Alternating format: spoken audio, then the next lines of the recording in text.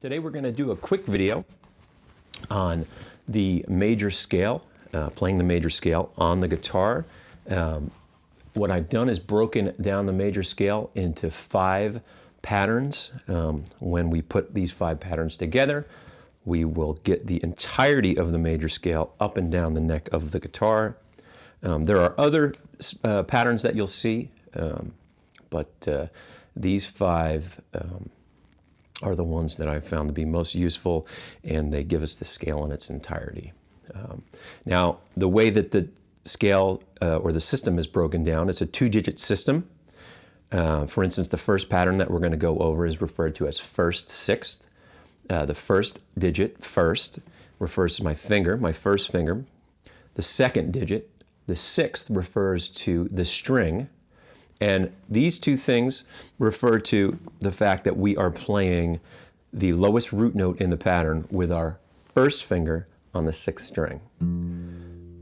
So in this particular case, it's F. All these examples will be in F. It lies nicely on the fretboard and makes for a great visual reference. However, you can use these patterns to play the major scale in any key. So again, back to the system. The first position is going to be referred to as first sixth,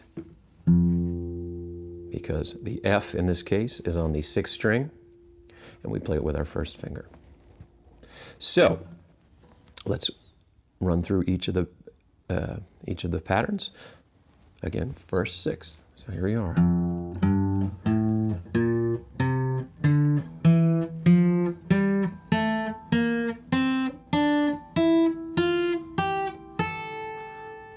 All right, let me do that again.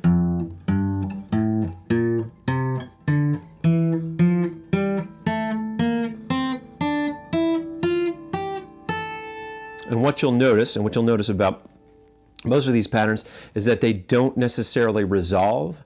So sometimes someone who's new to this will listen and say, "Hey, that doesn't make sense." In this particular case, first sixth, the highest point here, is the 3rd of the scale, and it doesn't resolve. So for some folks, their ear tells them that something's wrong. And what you'll need to do is what helps sometimes is to just go back and play that root note so you can hear the resolution. Because these patterns aren't complete major scales necessarily, but what they are all the available notes in a particular position of the major scale. So that was first sixth. And then the next pattern is first fourth. So again, we're in F. We find the F on the 4th string, and we play it with our first finger. Now what I'll do is go down to the lowest point in the pattern, and I'll play through.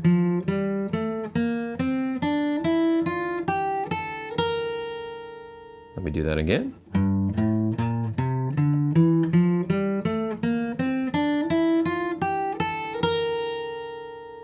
All right, and that's first fourth. The next pattern is fourth fifth. And here is our F on the 5th string. In this case, it's the 8th fret. And I'll go to the lowest point of the pattern.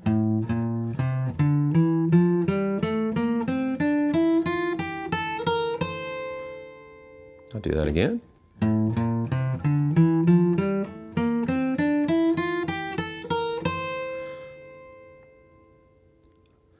On to the next position. The next position, we're going to use that same note, the F, whereas we just played it with our 4th finger. Now we're going to come up above the note and play what we refer to as first fifth. I'll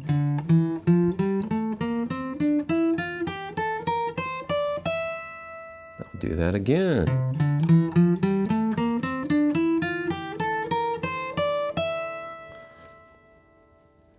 All right.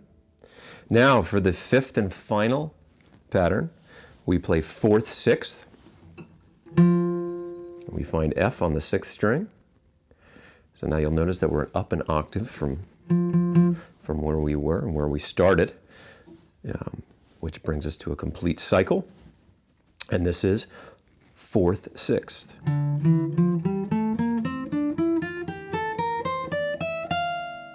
do that one more time.